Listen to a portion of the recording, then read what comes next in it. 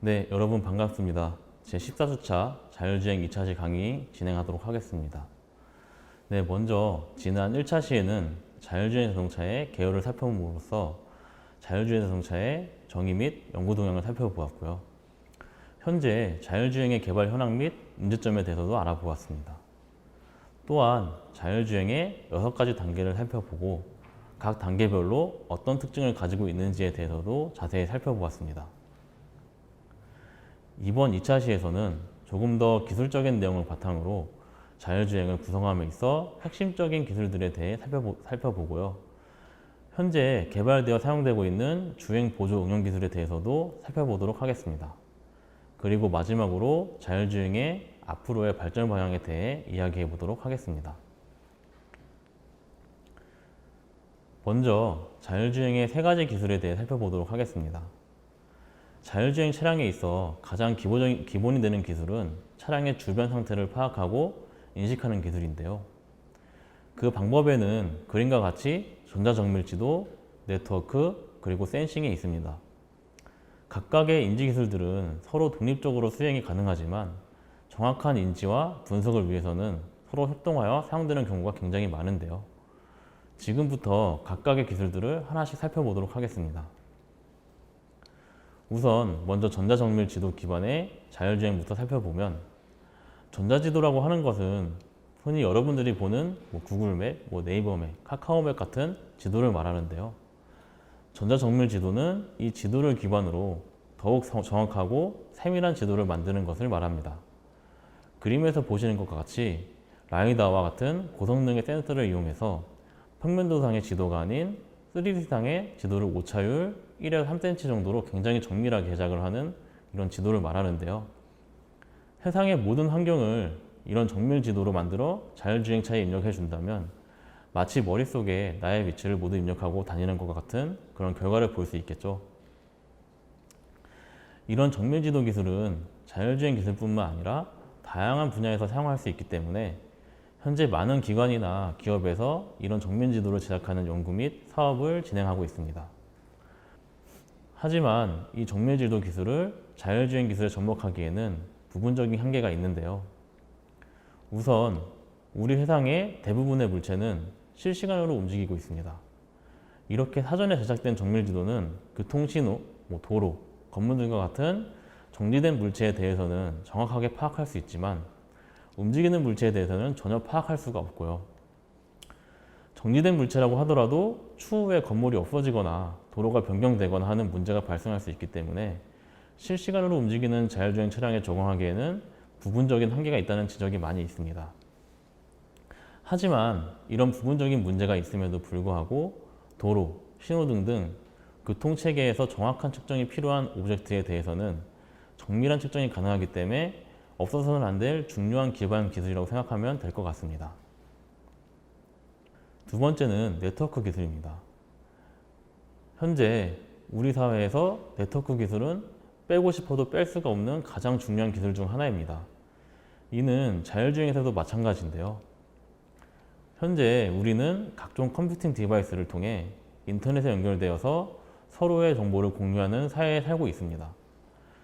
자율주행 자동차 세계에서도 이런 정보 공유를 통해 얻을 수 있는 이점이 굉장히 많은데요. 만약 차량과 차량 간, 그리고 차량과 신호등, 그리고 차량과 사람 간의 연결이 자유로워지고 서로 쉽게 정보를 공유할 수 있다면 좀 더 안전하고 효율적인 교통환경이 구현될 수 있을 것입니다. 한 예로 높은 건물이 가려져 있는 사거리를 예로 볼 수 있는데요. 도로의 서쪽과 남쪽에서 차량이 한 대씩 사거리로 접근을 하고 있지만 신호등도 없고 건물 때문에 두 차량은 서로 볼 수가 없는 상태입니다. 아무리 자율주행 자동차에 값비싼 좋은 센서를 장착했더라도 이러한 상황에서는 서로 인지할 수 없을 가능성이 굉장히 높고요. 사고가 날 확률도 그만큼 늘어나겠죠. 하지만 서로 네트워크로 연결되어 있고 자신들의 위치와 속도 정보, 그리고 진행 방향을 공유할 수 있다면 어떨까요? 서로 눈에 보이지는 않지만 상대방의 위치와 진행 방향을 미리 알 수 있기 때문에 이에 대한 대비를 쉽게 할 수 있을 것입니다. 이처럼 네트워크 기술은 디지털 맵, 각종 센서로 볼 수 없는 영역을 알려주는 호크아이 역할을 할 수 있을 뿐만 아니라 서로의 정보 공유를 통해 각자의 상태를 제어할 수 있다면 최종적으로는 영상에서 보시는 것 같이 교통제어가 필요 없고 신호등이 없는 사거리도 구현이 가능하지 않을까요?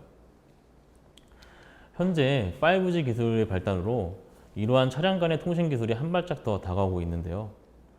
많은 산학연의 연구를 통해 이런 인프라가 빨리 구축되었으면 하는 바람입니다. 여기서 말하고 있는 V2X는 Vehicle to Vehicle, Vehicle to Infrastructure, Vehicle to Pedestrian으로 차량과 구조물 간, 그다음에 차량과 사람 간을 합쳐놓은 연결체계를 뜻합니다. 마지막으로 센서 기술입니다. 센서 기술은 자율주행의 핵심 기술이라고 볼 수 있는데요. 차량에 레이더, 라이다, 카메라, GPS 등 다양한 센서를 장착하여 주변 환경을 탐색하고 물체를 인식할 때 사용합니다. 기존 고정밀 지도 기반이나 네트워크 기반은 클라우드 서버나 다른 차량의 정보를 이용해야 하는 반면에 이런 센서 기술은 자율주행 차량에 직접 설치하여 사용하기 때문에 자율주행 차량이 독립적으로 자율주행을 할 수 있도록 도와주는 유일한 기술이라고 보면 되겠는데요. 차량에 직접 설치하고 사용해야 하기 때문에 센서는 작고 저전력을 사용해야 하는 특징이 있고 이러한 특징 때문에 가격이 굉장히 비싼 단점은 있습니다. 하지만 이러한 단점은 기술이 발전함에 따라서 추후 지속적으로 보완될 것이라고 생각이 됩니다. 현재 자율주행 차량들은 그림에서 보시는 것 같이 차량에 수많은 센서를 설치하여 서로의 단점들을 보완하고 좀 더 정확한 객체 인식이 가능하도록 하고 있습니다. 이 그림이 현재 보편적으로 자율주행에 접목되는 센서의 수라고 생각하시면 될 것 같은데요. 보통 차량의 사각지대를 없애기 위해 차량의 천장에 360도 라이더를 설치하여 360도 환경을 스캔하지만 이러한 방법은 외관상 좋지 못하기 때문에 일반적으로 차량의 네 방향에 센서를 설치하는 방법을 사용하고 있습니다. 더 나아가 운전석, 조수석, 그리고 유리창 등에 추가적으로 설치하여 최대한 사각지대를 없애려는 노력을 보이고 있습니다. 지금까지 자율주행 차량의 주변 환경 인식을 위한 세 가지 핵심 기술에 대해 살펴보았습니다. 자율주행은 이런 지도 데이터, 차량 간의 네트워크 연결, 그리고 센서를 통해 수집된 데이터를 이용하여 하나의 자율주행 시스템을 구성할 수 있는데요. 다음 그림은 자율주행 시스템의 전체 구성도를 보여주고 있습니다. 자율주행 시스템은 위 세 가지 방법으로 데이터를 수집한 후 오브젝트 인식, 행동 예측, 위치 인식, 경로 분석, 경로 판단의 과정을 거친 후 최종적으로 차량을 제어하게 되는데요. 물론 자율주행 차량이 이렇게 간단하게 개발되지는 않지만 큰 틀에서 봤을 때에는 대부분의 자율주행 차량들이 공통적으로 이러한 과정으로 진행된다고 알고 계시면 될 것 같습니다. 오늘은 이 자율주행 시스템 구성도에서 자율주행의 핵심 기술 5가지를 배워보도록 할 텐데요. 이 5가지 핵심 기술은 자율주행 차량을 구성하기 위한 필수 요소들이고 이 기술만 있으면 독립적으로 자율주행 환경을 구성할 수 있기 때문에 꼭 알아두어야 할 필수 요소라고 생각하시면 좋을 것 같습니다. 우선 가장 먼저 센서 기술에 대해 살펴보도록 하겠습니다. 센서 기술은 앞서 설명드린 대로 차량 외부에 다양한 센서를 부착하여 차량이 독립적으로 주변 환경 정보를 획득하는 기술을 말하는데요. 이렇게 주변 데이터를 수집하는 센서는 대표적으로 라이다, 레이더, 카메라, 그다음에 초음파, IMU, GPS 등이 있습니다. 각 센서들은 필요에 따라서 그림과 같이 차량의 전면, 측면, 후방 등에 설치하여 사용되며 최종적으로는 각 데이터들을 모두 취합하여 하나의 정보로 만들어내는 센서 퓨전 과정을 거치게 됩니다. 이번 시간에는 자율주행 차량에서 대표적으로 쓰이는 카메라, 레이더, 라이다에 대해 자세히 알아보도록 하겠습니다. 카메라 센서는 차량의 눈이 되어주는 중요한 센서 중 하나인데요.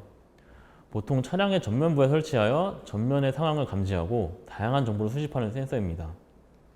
카메라 센서는 영상을 통해 감지되는 물체가 차량인지 사람인지 그리고 자전거인지 아니면 그 차량이 소형 차량인지 대형 차량인지 등의 식별이 가능한 유일한 센서라고 보시면 될 것 같고요. 물론 다른 센서들도 이런 구분이 가능하지만 인공지능 기술의 발전으로 영상 데이터 이상의 성능을 보여주는 센서는 없다고 보시면 될 것 같습니다. 영상을 보시면 아시겠지만 그 카메라로 촬영되는 모든 영상의 차량, 사람, 바이크 등의 식별이 가능하고요. 이런 객책뿐만 아니라 차선, 도로, 표지판, 신호등 등의 영상으로 촬영되는 대부분의 물체들을 식별할 수 있다고 보시면 될 것 같습니다. 현재 인공지능의 발달로 이런 영상 인식에 대한 기술 발전이 기하급수적으로 발전하고 있기 때문에 앞으로도 더욱 정확하고 복잡한 환경 인식이 가능할 것으로 예상됩니다. 하지만 이런 카메라 센서도 몇 가지 단점이 존재하는데요.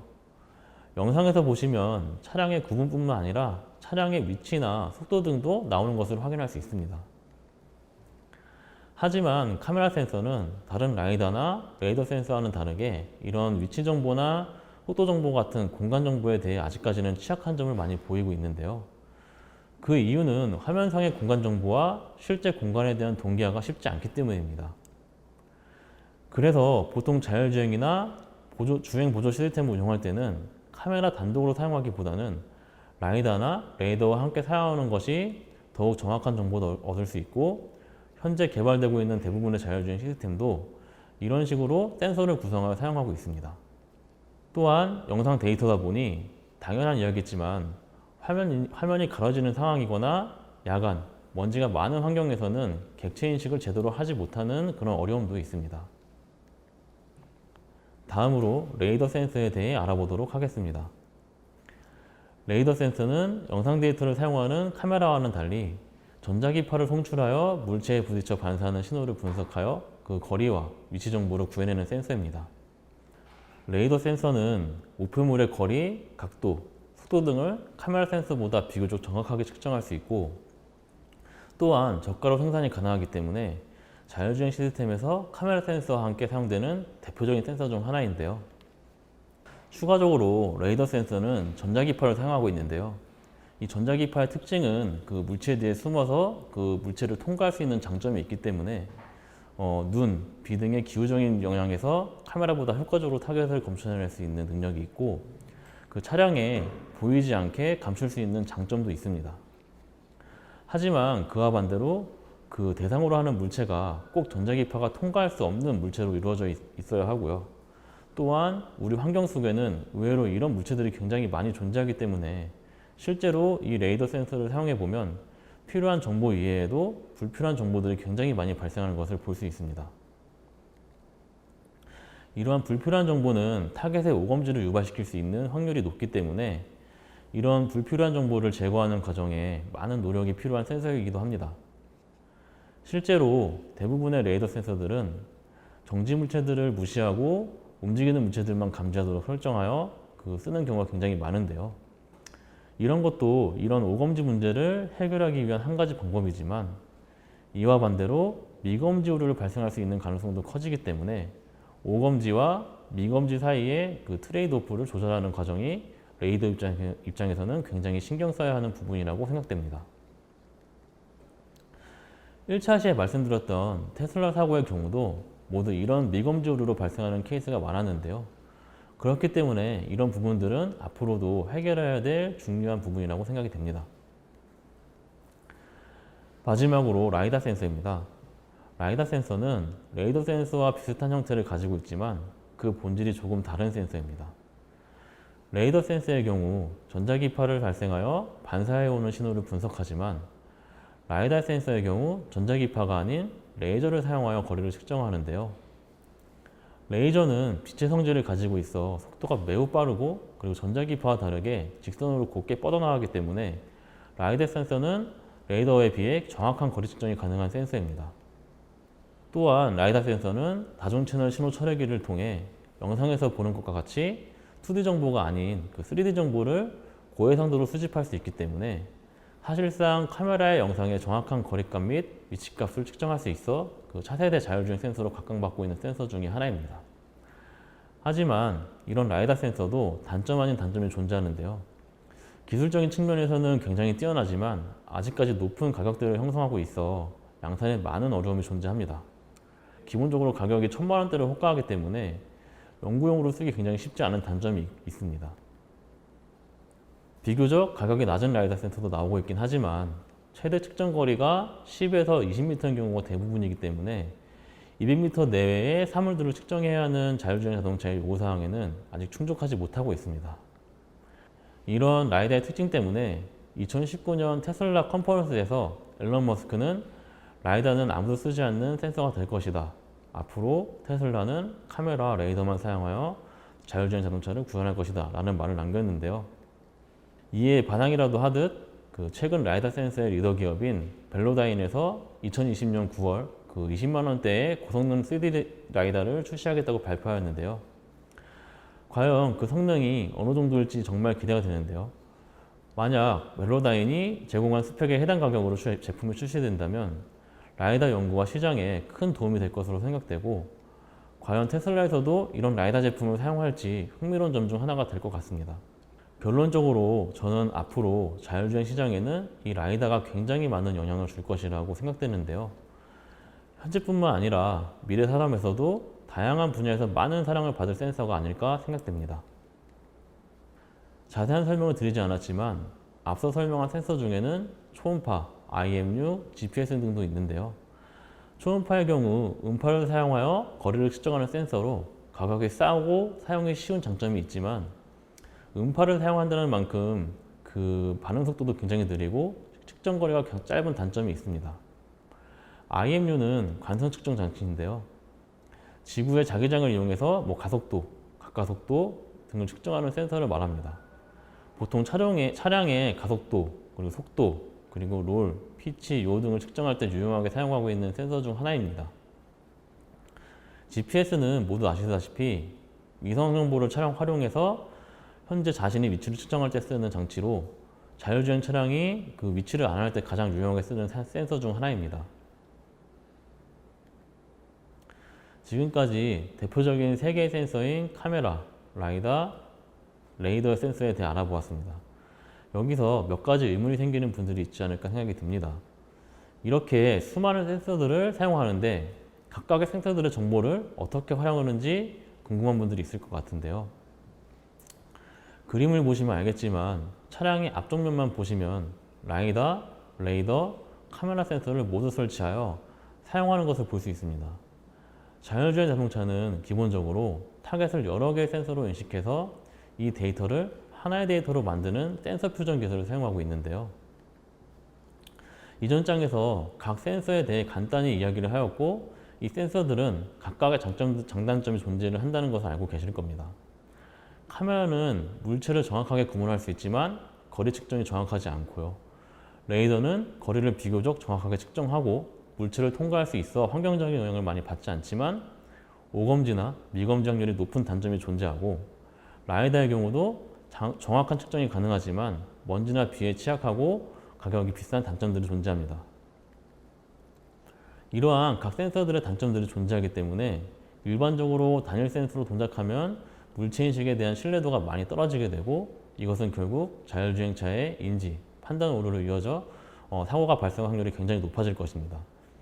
그렇기 때문에 현재 자율주행 시스템은 이런 각각의 센서들의 단점을 상쇄하고 각각의 장점들을 최대한 끌어올리기 위해 여러 센서들을 이용하여 타겟 정보를 중복으로 수집하고 이를 하나의 데이터로 만드는 센서 퓨전 과정을 꼭 수행하게 되고요. 이를 통해 센서 신뢰도를 높여 자율주행차의 인지 및 판단 오류가 발생하지 않도록 하고 있습니다. 또한 그림에서 보는 것과 같이 현재 자율주행 및 자율주행 보조 기술을 위한 굉장히 많은 기능들이 존재하는데요. 이런 기능들을 수행하기 위해서는 그 기능에 맞는 센서들이 존재하고, 이를 위해 차량의 여러 위치에 센서들을 설치하여 사용하고 있습니다. 오늘은 센서 퓨전 기술이 무엇이고 왜 사용하는지에 대해서만 간단히 설명을 하였는데요. 센서 퓨전 기술은 다른 기술들과 더불어 굉장히 많은 연구 결과들이 있고 진행되고 있는 연구들도 굉장히 많습니다. 이런 부분들에 대해서 궁금하신 분들은 인터넷에 굉장히 많은 정보들이 있으니까 한 번씩 찾아보시는 것을 추천드립니다. 지금까지 자율주행의 핵심 기술 중 센서 기술에 대해 알아보았습니다. 다음으로는 자율주행의 인식 기술에 대해 알아보도록 하겠습니다. 센서로부터 수집되어진 주변 정보는 각 센서의 특징에 따라 정보화되어 그 데이터로 축적되게 됩니다. 보통 우리는 이 과정을 인식이라고 생각하는 경우가 많은데요. 이렇게 축적된 데이터는 알 수 없는 위치에 알 수 없는 형태로 분산되어 있기도 하고요. 그 사람의 눈으로는 구분이 가능하지만 컴퓨터가 구분하기에 쉽지 않은 데이터로 분포가 되었을 수 있기 때문에 이러한 데이터들을 가공하여 그 컴퓨터 시스템이 사용 가능한 데이터로 만드는 과정을 인식기술이라고 합니다. 인식의 과정은 크게 객체 분류와 객체 추적으로 구분할 수 있는데요. 그 객체 분류라는 것은 센서로부터 인식한 데이터를 가공하고 우리들이 알아볼 수 있는 형태로 분류하는 과정을 말합니다.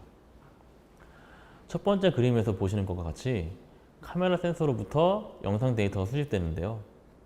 이런 수집된 영상에서 사람은 사람, 자동차, 나무, 횡단보도 등을 쉽게 구분할 수 있지만 컴퓨터는 그렇지 못하기 때문에 이런 분류 작업을 통해 컴퓨터 시스템이 알아볼 수 있도록 하는 작업을 수행합니다. 이는 영상 데이터뿐만이 아니라 라이다, 레이더 데이터도 모두 포함하는 과정이라고 알고 계시면 될 것 같습니다. 두 번째 객체 추적은 자율주행 인식 과정에서 가장 중요한 부분이라고 할 수 있는데요. 영상을 한번 보시면 이해가 쉬울 것 같습니다. 이 영상은 라이더로부터 수집되는 그 주변 환경 정보를 이용해서 그 데이터 중 차량과 사람의 특징을 찾아 분류해낸 후 각각의 원통형과 사각형 파트를 만들어 사람과 차량을 추적하고 있습니다.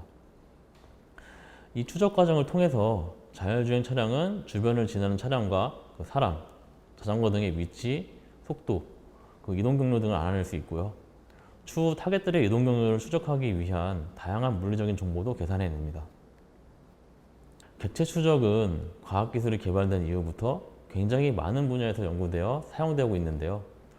대표적인 기술로는 여러분들이 영화에서 많이 보셨을 것 같은데 전투기 전투씬을 보면 미사일을 발사하기 위해 그 타겟을 조준하는 것을 많이 보셨을 겁니다. 미사일을 발사하면 이렇게 조준된 타겟을 추적해서 따라가 그 적기를 폭파시키는 장면을 보셨을 텐데요. 이런 기술들이 모두 객체 추적 기술에 속하는 것이고요. 그 많은 연구들이 있기에 그만큼 발전도 많이 되었지만 그 복잡한 환경을 분석해야 하는 자율주행 환경에서는 아직 많은 연구가 필요한 그 중요한 기술 중 하나입니다. 다음으로 행동 예측 기술입니다. 행동 예측 기술은 자율주행 차량이 타겟이 되는 어떤 물체의 행동을 예측하는 기술을 의미합니다. 한 가지 예를 들어보면 쇼핑몰에서 여러분들이 에스컬레이터를 타려고 하는데 오른쪽에서 사람이 에스컬레이터 타려고 달려옵니다. 여기서 여러분들은 어떻게 행동하나요? 내가 먼저 에스컬레이터에 접근했으니 저 사람이 멈출 거야. 아니면 저 사람이 너무 급해 보이는데 그대로 나를 밀치고 에스컬레이터를 타려나? 이외에도 굉장히 많은 여러 가지 생각을 하시고 그에 따라서 에스컬레이터를 그냥 먼저 타거나 아니면 그 사람을 보내고 타는 이런 행동을 취하게 되겠죠. 이렇게 사람은 어떠한 행동을 취할 때 나 자신과 환경적인 요인을 짧은 시간 안에 분석하게 되고 개인의 성향에 따라서 환경을 예측하고 판단한 후 행동에 옮기게 되는데요. 사람이 운전을 할 때에도 마찬가지로 이러한 과정을 거치게 되겠죠. 우선 이 동영상을 한번 보시고 이 강의를 한번 보시면 되겠는데요. 해당 영상은 웨이모에서 공개한 영상으로 행동 예측에 대한 가장 적절한 예를 보여주고 있는데요. 자율주행 차량이 있고 그리고 오른쪽에 자전거 한 대가 달려오고 있습니다. 그리고 그 자전거 앞에는 장애물이 있는데요. 보통 사람이 차량을 운전하는 상황이었다면 이 자전거의 행동을 지속적으로 예측하면서 자전거를 피해가거나 아니면 정지하는 등의 운전을 시행하였을 것입니다. 자율주행 차량도 이렇게 사람과 똑같은 판단을 하기 위해서는 이 타겟에 대한 행동을 지속적으로 예측을 해야 되고요. 가장 좋은 예상점을 찾아내어 그것에 맞는 행동을 취해야 할 것입니다. 이 영상의 붉은색 라인처럼 그 자율주행 차량은 자전거의 이동 경로를 지속적으로 예측하면서 최종적으로 정지를 하는 것으로 그 판단을 내린 것을 볼 수 있는데요. 이런 예제처럼 실제 도로 환경에서는 굉장히 다양하고 어려운 상황이 발생할 수 있는 가능성이 있기 때문에 자율주행 차량이 이런 모든 타겟들의 행동을 예측하는 것이 그 필수적이라고 생각하시면 될 것 같습니다. 다음으로 경로 계획 기술은 목적지까지 충돌하지 않고 안전하게 주행하는 경로를 생성하는 기술인데요. 앞서 설명한 센서 기술, 인지 기술, 행동 예측 기술과 GPS를 활용한 위치 인식 기술을 이용하게 됩니다. 그림에서 보시는 것과 같이 어떠한 목적지로 가는 길에도 여러 가지 경로가 발생할 수 있고, 일반 도로의 경우 피해가야 할 사물이나 차량, 그리고 사람들이 굉장히 많기 때문에 경로 계획은 수만 가지 예측과 싸워야 되는데요. 차량의 최종 움직임을 결정하는 만큼 굉장히 중요하고 힘든 기술 중에 하나입니다. 최근에는 이런 경로를 예측하기 위해서 인공지능 기술 중 강학습 기술을 많이 사용하고 있고요. 그림에서 보시는 것 같이 자율주행 차량은 이런 복잡한 일반 도로도 사고 없이 잘 다닐 수 있어야 하는데요. 그만큼 예측하기 힘든 상황이 많아지고 각 상황마다 대처해야 할 변수들이 많기 때문에 이 경로 계획 기술은 많은 경험적인 실험과 시뮬레이션을 진행해야 하는 기술 중 하나이기도 합니다. 마지막으로 차량 제어 기술입니다. 차량 제어 기술은 경로 생성을 통해 생성된 그 경로를 추종하도록 속도 및 조향 장치를 조작하여 자율주행 차량을 이동하는 기술을 말하는데요. 차량을 정해진 시간에 목표로 하는 값으로 오차 없이 제어할 수 있는 기술이 필요한 부분인데요. 이 기술들은 전자공학, 기계공학, 물리학 등 다양한 정밀한 기술로 필요하지만 이전부터 많은 연구가 진행되었던 만큼 기술적인 노하우도 많이 쌓여 있는 기술이기도 합니다. 지금까지 자율주행을 구성하는 핵심 기술인 센서, 인지, 행동 예측, 그리고 경로 판단, 차량 제어 기술에 대해 살펴보았는데요. 이번 강의에서는 각 기술들의 개요만 알아봤을 뿐 각 세부적인 기술에 대해서는 언급하지 않았습니다. 하지만 모든 핵심 기술들은 또 다른 각각의 여러 다른 세부 기술들로 나눠지고 아직까지도 해결되지 않은 문제들이 많이 존재합니다. 만약 여러분들이 이런 세부 기술들에 대해 궁금하거나 관심이 있다면 인터넷이나 관련 서적, 논문들이 많이 공개되어 있으니 한 번씩 찾아보는 것을 추천드립니다. 지금까지는 완전한 자율주행을 구성하는 실험적인 기술들에 대해 살펴보았습니다. 이러한 기술들은 완전한 자율주행을 목표로 구성되었고 앞으로도 지속적인 기술 발전이 필요한 기술이기도 한데요. 지금부터는 조금 현실적으로 나와서 현재 개발이 완료되어 여러분들이 직접 경험할 수 있는 주행보조 응용 기술에 대해 살펴보도록 하겠습니다. 자율주행 보조 기술은 아다스라고 아까 설명을 드렸는데 고급 운전자 보조 시스템이라고 불립니다. 이 응용 기술은 자율주행 레벨 1에서 3단계까지의 기술들을 말하고요. 다음과 같이 대표적인 기술로 몇 가지를 추려보았습니다. 오늘 알아볼 보조 기술들은 다음과 같이 전방 충돌 보조 시스템, 교차로 충돌 보조 시스템, 어댑티브 크루즈 컨트롤, 차선 유지 보조 시스템, 그리고 후측방 경보 보조 시스템, 그다음에 후방 충돌 방지 시스템이 있습니다. 지금부터 각 시스템에 대해서 간략히 알아보도록 하겠습니다. 첫 번째로 AEB라고 불리는데요. 전방 충돌 보조 시스템입니다. 해당 시스템은 이미 많은 사람들이 알고 계시는 기능일 것 같은데요. 차량이 달리는 중 전방에 추돌 상황이 감지되면 자동으로 브레이킹을 작동시키는 시스템입니다. 1차 시에서 설명드린 내용을 상기해보면 현재 차량의 추돌 사고는 졸음 등의 운전자 부주의로 가장 많이 발생하는데요. 이런 긴급제동 시스템은 운전자의 부주의로 인한 제동을 보조해 줌으로써 추돌 사고를 미리 예방할 수 있도록 합니다. 긴급제동 시스템은 다양한 시나리오에서 동작하도록 설계되고 다양한 기능들로 출시되고 있는데요.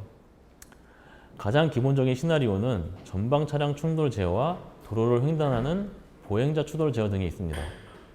또한 최근까지는 동일한 방향으로 진행하는 차량에 대한 충돌 방지 기능만 있었지만 지금은 반대 방향에서 자차로 다가오는 차량이나 교차로에서 측면으로 진행하는 차량에 대한 긴급제동 시스템도 개발되거나 출시되고 있습니다.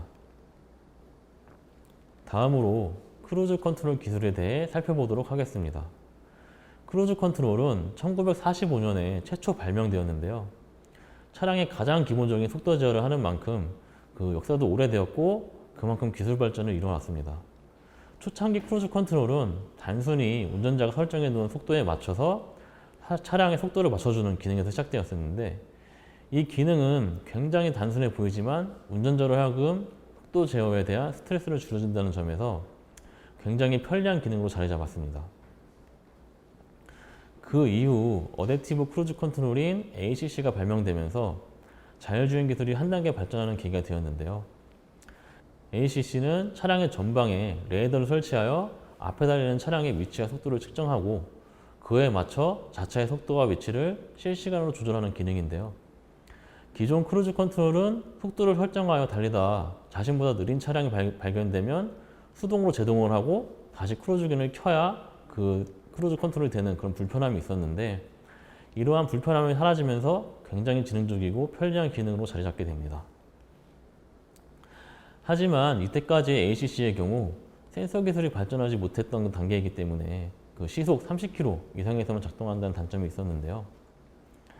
이때 당시만 해도 레이더 센서에만 의존하여 그 크루즈 기능을 사용했기 때문에 레이더의 고질적인 문제인 정지물체 오류가 그 기능의 발목을 잡았습니다.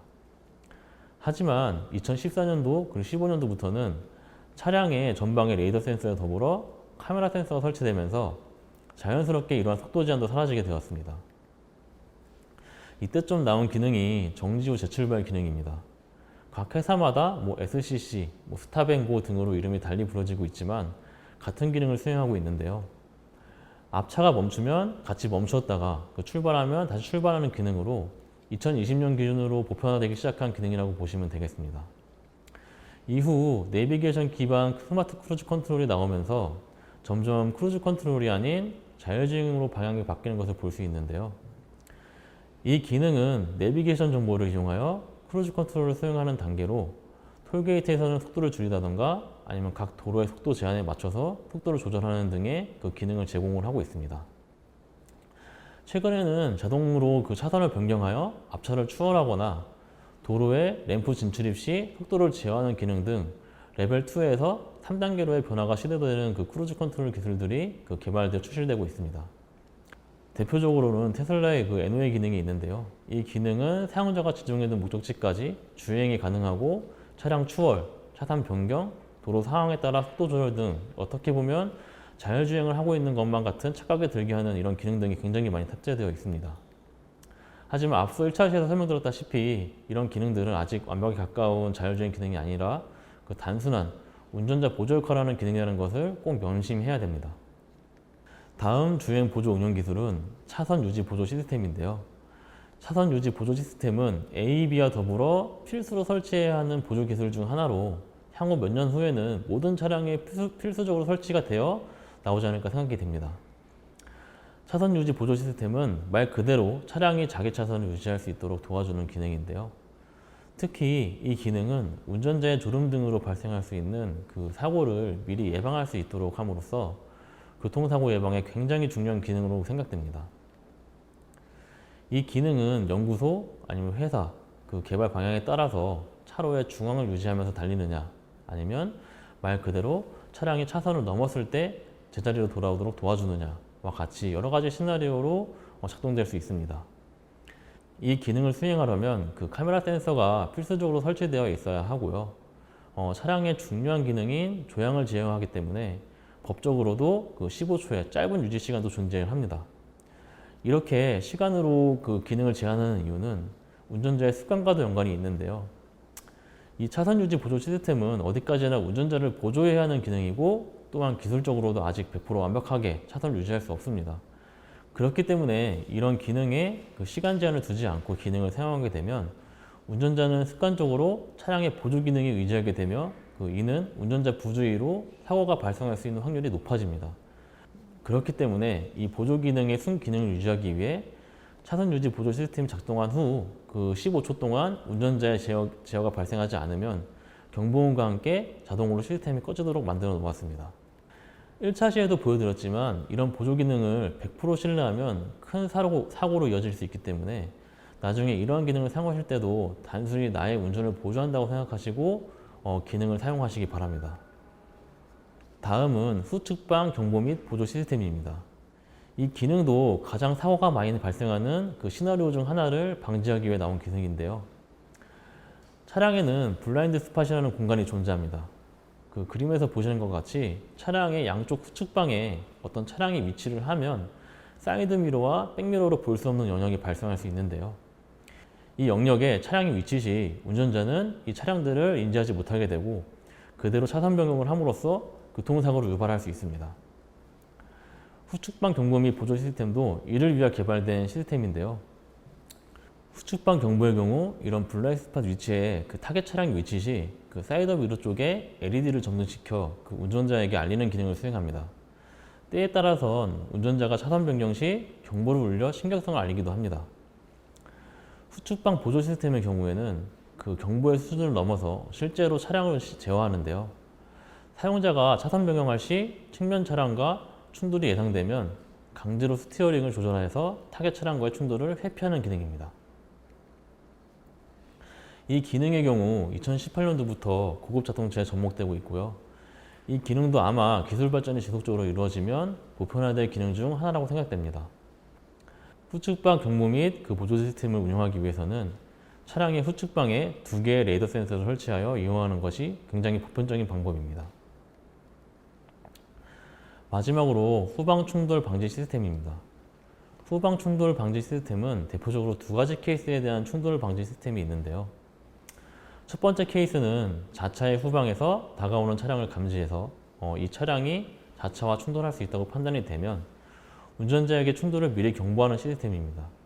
초기에는 이렇게 경보만 하는 시스템이었지만 최근에는 회피 기능까지 있는 시스템도 많이 개발이 되고 있습니다. 두 번째로 교차 충돌 방지인데요. 후방 교차 충돌은 차량 후진 시 양쪽에서 오는 차량에 대해서 경보를 해주고 필요시 제동까지 해주는 기능입니다. 특히 우리나라에서 이런 후방 충돌 사고가 자주 발생한다고 하는데요. 이 기능의 경우 작년에 처음 출시되었기 때문에 효과가 얼마나 있을지는 조금 더 지켜봐야 할 것 같습니다.